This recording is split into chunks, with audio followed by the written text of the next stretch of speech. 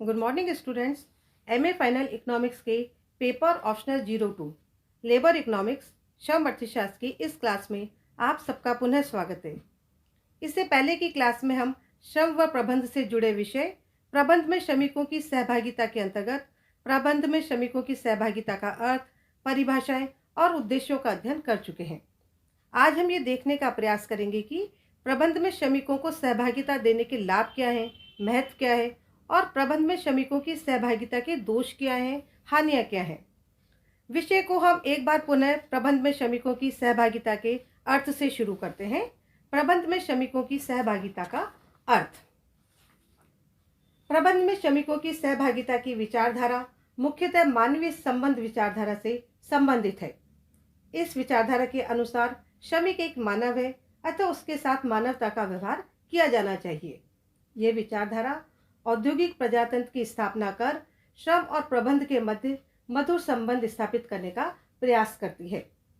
औद्योगिक प्रबंध में श्रमिकों के भाग को व्यवहार में कई अर्थों में प्रयोग में लाया जाता है और उसके कई रूप मिलते हैं। उद्योगपतियों, श्रमिकों और सरकार द्वारा अलग अलग अर्थ लगाया जाता है। उद्योगपति इसको संयुक्त परामर्श कहते हैं, श्रमिक इसका अर्थ सह निर्णय से लगाते हैं। सरकार इस योजना को औद्योगिक प्रजातंत्र तथा समाजवादी समाज की स्थापना का पूर्वागमन समझती है। वास्तव में इस विचारधारा के पीछे आधारभूत भावना ये होती है कि उद्योग के संबंध में संपूर्ण उत्तरदायित्व केवल प्रबंधकों का नहीं बल्कि श्रमिकों का भी है। संक्षेप में औद्योगिक प्रबंध में श्रमिकों के भाग का वास्तविक अर्थ उद्योग से संबंधित विषयों में श्रमिकों की प्रबंधकों के समान हिस्सेदारी है, जिसका तात्पर्य है उद्योग में श्रमिक केवल अपने को श्रम को ही नहीं बेचता बल्कि उद्योग के प्रबंध में अपना योगदान करता है। आधुनिक युग में औद्योगिक प्रबंध में श्रमिकों की भागीदारी की धारणा उत्तरोत्तर महत्वपूर्ण होती जा रही है। राष्ट्रीय उत्पादन में श्रमिकों का एक महत्वपूर्ण स्थान है। किसी भी औद्योगिक अर्थव्यवस्था की समृद्धि श्रमिकों के शोषण में नहीं वरन उनके साथ सहयोग में निहित है। इस भावना के संदर्भ में ही औद्योगिक प्रबंध में श्रमिकों की भागीदारी की भावना पनपी और विकसित हुई है। किसी भी देश का तीव्र औद्योगिक विकास उत्पादन व उत्पादकता में तेज गति से वृद्धि पर निर्भर करता है। उत्पादन व उत्पादकता में तेज गति से वृद्धि के लिए प्रबंध व श्रम में पारस्परिक सहयोग और सद्भावना आवश्यक है। प्रबंध में श्रमिकों का सहयोग केवल उनकी आर्थिक आवश्यकताओं की संतुष्टि से ही नहीं प्राप्त किया जा सकता वरन इसके लिए श्रमिकों को सामाजिक व मनोवैज्ञानिक संतुष्टि प्रदान करना भी आवश्यक है, जो बहुत सीमा तक श्रमिकों को प्रबंध में भागीदारी देने से प्राप्त हो सकती है। इतना ही नहीं, ये प्रबंधकों का एक नैतिक दायित्व भी है कि उन्हें भागीदारी दें। फ्लेंडर के अनुसार प्रबंध में श्रमिकों की राय का लिया जाना पूर्ण रूप से नैतिक प्रश्न है।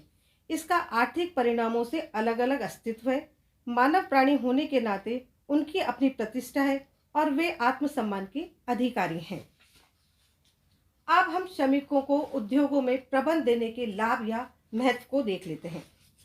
उद्योगों के प्रबंध में श्रमिकों को भाग देने की योजना अनेक प्रकार से लाभदायक सिद्ध होती है।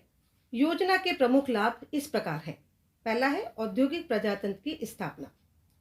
ये योजना औद्योगिक जनतंत्र की स्थापना में काफी सहायक होती है, क्योंकि संस्था के प्रबंध व्यवस्था में केवल सेवा योजकों का एकाधिकार नहीं होता है बल्कि श्रमिक भी अंश पूंजी के स्वामी होने के नाते प्रबंध व्यवस्था में भाग ले सकते हैं।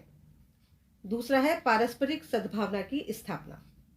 इस योजना के परिणाम स्वरूप अच्छे औद्योगिक संबंधों की स्थापना होती है।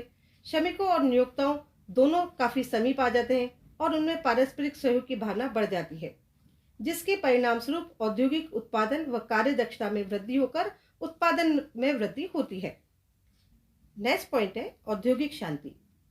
इस योजना के अंतर्गत श्रम और पूंजी दोनों एक दूसरे के काफी निकट आ जाते हैं और वे ऐसा अनुभव करने लगते हैं कि उद्योग रूपी चक्की के वे दो अनिवार्य पार्ट हैं तथा जब तक दोनों मिलकर काम न करें तब तक उत्पादन नहीं बढ़ सकता, जिससे औद्योगिक संघर्ष समाप्त होकर औद्योगिक शांति स्थापित होती है।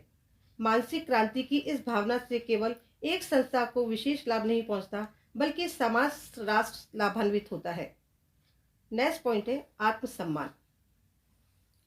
जब श्रमिक स्वयं संस्था के नीति निर्धारण में भाग लेते हैं और विभिन्न समस्याओं के हल में सहयोग देता है तो इससे उनकी हीन भावना समाप्त हो जाती है और उसमें आत्मविश्वास और आत्मसम्मान बढ़ता है। श्रमिक को संस्था में अपनी विशिष्ट स्थिति का ज्ञान होने से भी उसमें आत्मसम्मान बढ़ता है। नेक्स्ट पॉइंट है अच्छे औद्योगिक संबंध। प्रबंध में हिस्सा मिलने पर श्रमिकों के द्वारा उत्तरदायित्वपूर्ण व्यवहार किया जाता है। वे अनावश्यक मांगे करना छोड़ देते हैं। नियोक्ता और श्रमिकों में निकट का संबंध हो जाने के कारण वे एक दूसरे को अच्छी तरह से समझने लगते हैं। उनके पारस्परिक मतभेदों में कमी आती है और औद्योगिक संबंध मधुर बनते हैं। नेक्स्ट पॉइंट है उत्पादकता और उत्पादन में वृद्धि। इस योजना के कारण श्रमिक अधिक परिश्रम से कार्य करते हैं क्योंकि उसके हृदय में उत्साह एवं लगन की भावना आती है। प्रबंध में भाग मिल जाने पर श्रमिकों में विश्वास उत्पन्न होता है जिससे उनकी कार्य क्षमता बढ़ती है। फलतः उत्पादन लागत में कमी और उत्पादन में वृद्धि होती है। नेक्स्ट पॉइंट है श्रमिकों को त्रिपक्षीय लाभ। श्रमिकों को प्रबंध में भाग देने से श्रमिक 3 प्रकार से लाभान्वित होते हैं। प्रथम, श्रमिकों के रूप में उन्हें मजदूरी मिलती है। दूसरा, मालिक के रूप में उन्हें लाभों में हिस्सा मिलता है।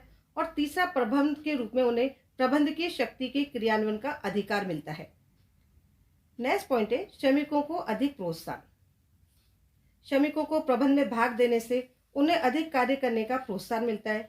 नियोक्ता द्वारा अच्छा व्यवहार किए जाने और अधिक सम्मान दिए जाने के कारण भी श्रमिकों को अधिक कार्य करने की प्रेरणा मिलती है। नेक्स्ट बिंदु है बाहरी हस्तक्षेप में कमी। कर्मचारियों को संस्था के प्रबंध में सहभागिता प्रदान करने से बाहरी पेशेवर एवं अवसरवादी राजनीतिज्ञों के हस्तक्षेप में पर्याप्त कमी हो जाती है। परिणाम स्वरूप सेवायोजकों तथा कर्मचारियों दोनों को अपनी संस्था के कर्मचारियों की वास्तविक समस्याओं को समझने एवं उनके हल करने का अवसर मिल जाता है। नेक्स्ट है अभिप्रेरित होना। कर्मचारियों को प्रबंध में सहभागिता प्रदान करने से उनकी मजदूरी में वृद्धि होती है, संस्था के प्रबंध में सहभागिता प्राप्त होती है, अंशधारी बनकर उन्हें अंशों का लाभ मिलता है तथा उनकी सामाजिक एवं मानसिक आवश्यकताओं की संतुष्टि होती है। परिणाम स्वरूप श्रमिक अभिप्रेरित होते हैं। नेक्स्ट बिंदु है विवेकीकरण एवं वैज्ञानिक प्रबंध की योजना में सहायक। सामान्यतः विवेकीकरण व वैज्ञानिक प्रबंध की योजना का श्रमिक वर्ग विरोध करते हैं, परंतु जब उनसे परामर्श करके योजनाएं प्रारंभ की जाएंगी तो अवश्य ही सफल होंगी। नेक्स्ट बिंदु है मजदूरी संबंधी समस्याओं का हल। संस्था के प्रबंध में भाग लेने के कारण श्रमिक अपनी मजदूरी संबंधी समस्याओं को हल करने के लिए स्वयं भी विशेष प्रभाव डाल सकते हैं। नेक्स्ट पॉइंट है श्रमिकों का उच्च जीवन स्तर। सामाजिक स्तर के साथ श्रमिकों का व्यक्तिगत जीवन स्तर भी ऊंचा उठता है क्योंकि लाभांश की अतिरिक्त आय से वे अपनी अतिरिक्त आवश्यकताओं की संतुष्टि करने में समर्थ हो जाते हैं।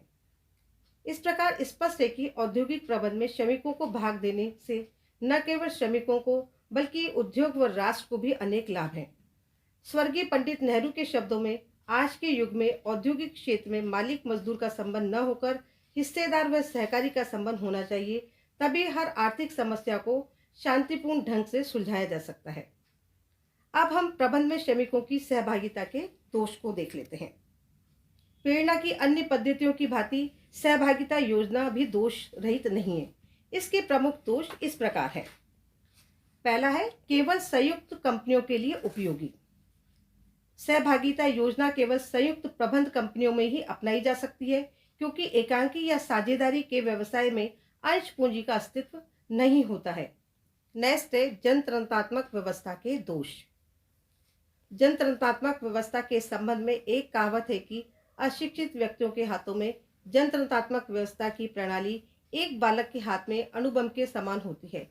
जिस प्रकार एक बालक अणुबम का दुरुपयोग कर सकता है, उसी प्रकार अशिक्षित समाज भी जनतंत्रात्मक व्यवस्था के अंतर्गत स्वयं हानि उठा सकता है। हमारे देश में श्रमजीवी अधिकांशतः अशिक्षित, अज्ञानी व रूढ़िवादी हैं।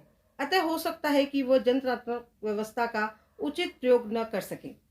यही नहीं, हमारे देश में अनेक राजनीतिक पार्टियां एवं गुटबंदियां भी हैं। श्रमिकों के नेता प्राय श्रमजीवी वर्ग के नहीं वरन विभिन्न राजनीतिक दलों के लोग होते हैं। ऐसी परिस्थिति में सदैव ये आशंका रहती है, यदि श्रमिकों को उद्योग में प्रबंध में भाग देने का अधिकार मिल गया तो वे संस्था के प्रबंध मंच को कहीं राजनीति का मंच न बना दें। नेक्स्ट बिंदु है लाभ अंश भागिता के दोष। सहभागिता की योजना में लाभ अंश भागिता के दोष भी आ सकते हैं, जैसे लाभ अंश की अनिश्चितता, प्रयत्न एवं पुरस्कारों के प्रत्यक्ष अभाव, नैस्टिक गतिशीलता में बाधा, लाभ अंश की अल्पता, भ्रष्टाचार इत्यादि।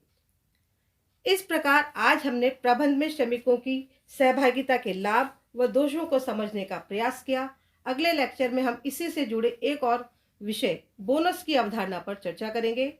Thank you. धन्यवाद।